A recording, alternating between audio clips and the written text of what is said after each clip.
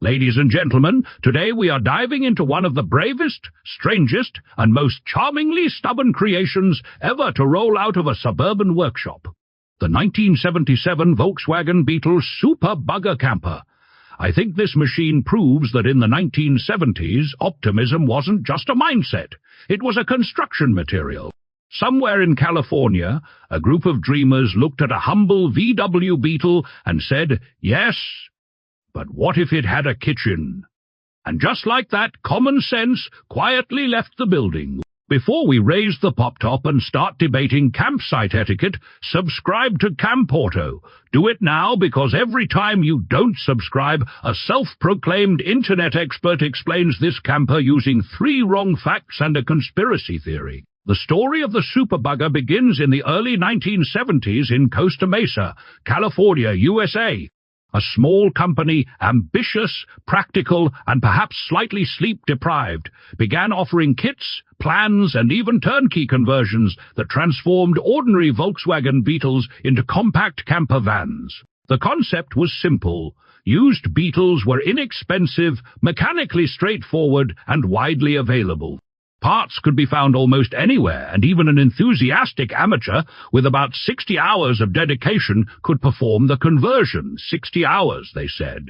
My friend Timmy once tried to install a ceiling fan in less time and somehow ended up with a disco ball and 2 divorces. Why the Beetle instead of the already popular Volkswagen Type 2 camper? That remains unclear. The Type 2 had been a proven camper platform for over 2 decades, but perhaps the designers wanted differentiation. Perhaps they saw opportunity where others saw absurdity, or perhaps they simply enjoyed challenges. Whatever the reasoning, the Super Bugger emerged as the 4-wheeled answer to a question most people were too polite to ask. In 1977, Mechanics Illustrated published plans for a remarkably similar vehicle called the Mini-Home. The resemblance was so close that enthusiasts often confused the two. Period magazine advertisements featured illustrations of the Super Bugger proudly parked in nature, wearing distinctive 15-inch turbine-style wheels. The message was clear. Adventure was possible, even if your starting point was a small German economy car, originally designed for post-war Europe. Production numbers are not precisely documented, but it is evident that multiple kits were sold and completed. Many appear to have been home-built rather than factory-finished. Survival rates today are unknown, though only a limited number seem to remain, contributing to their rarity and collector appeal. As with many niche 1970s conversions, documentation is fragmentary. That mystery only enhances its legend. Transmission details are likewise not specified, but as it is Beetle-based, it would employ the standard rear-mounted engine driving the rear wheels via the factory drivetrain configuration.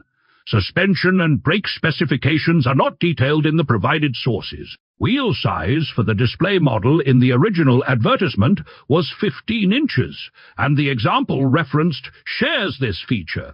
Interior transformation is where the Super Bugger truly earns its name. The conversion created sleeping space for 2 or even 3 occupants.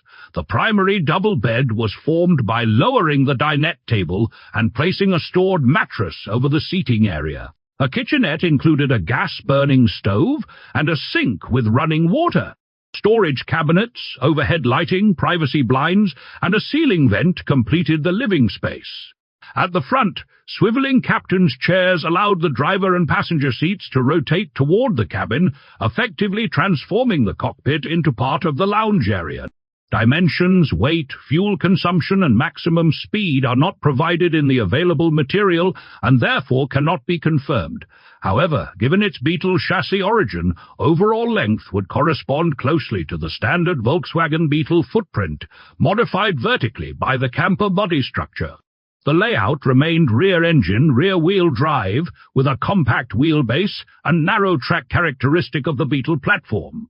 The engineering philosophy was bold rather than conventional. Instead of modifying a vehicle already suited to camper use, the designers committed to radical reconfiguration. The entire rear body removal required structural confidence and practical skill. It was not a cosmetic change, it was architectural surgery. My neighbor Bob, who believes artificial intelligence is plotting against his thermostat, once told me such modifications were clearly part of a secret government program. I told him if the government designed this, it would have triple the paperwork and half the charm. Design and philosophy are where the 1977 Volkswagen Beetle Super Bugger camper truly reveals its personality. We are not looking at a factory-engineered motorhome polished by committees and accountants. We are looking at a bold reinterpretation of what a Beetle could become. The philosophy was simple: retain the proven Volkswagen platform and build upward into something livable. Instead of stretching the car, the designers elevated it. The camper body rose above the familiar Beetle fenders, creating a compact but vertical silhouette that looked determined rather than delicate. I think that confidence is part of its appeal. It did not apologize for being unusual. Inside, practicality guided every decision. The swiveling captain's chairs allowed the front cabin to integrate into the living space, a solution both clever and space-efficient. The dinette that converted into a bed was not revolutionary by camper standards, yet in a Beetle-based vehicle it felt audacious. A kitchenette with a gas stove and running water meant the Super Bugger was not merely decorative, it was genuinely functional. Privacy blinds and overhead lighting completed the experience. I liked the most that sense of independence. It told owners, you may be small, but you are fully equipped. Even my friend Timmy, who once tried camping with nothing but a folding chair and optimism, admitted this looked civilized. In the broader market context of the 1970s, the Super Bugger entered a world already populated by established camper vans, particularly the Volkswagen Type 2. Compared to the larger van, the Beetle conversion demanded more compromise. Space was tighter, headroom depended entirely on the added camper structure. Yet the Beetle offered advantages in affordability and accessibility. Used examples were inexpensive and mechanically simple, parts were plentiful. For budget-conscious adventurers or ambitious do-it-yourself builders, this was a realistic path into mobile living. The kit format lowered entry barriers and empowered owners to participate directly in construction. My neighbor Bob once said, building your own vehicle invites alien surveillance. I believe if extraterrestrials were watching, they probably admired the craftsmanship. Where factory campers emphasized standardized layouts, the Super Bugger allowed variation. Because many units were kit-built, small differences emerged from builder to builder. That individuality gives surviving examples a handcrafted authenticity. Compared with rivals, the Super Bugger may not have offered greater speed or documented efficiency. Those figures are not provided, but it offered character. And character is something even politicians try to manufacture during election season. As for pricing, the original period cost of a Super Bugger kit, plans, or turnkey vehicle is not specified in the available sources, and therefore cannot be confirmed in original currency or modern equivalents.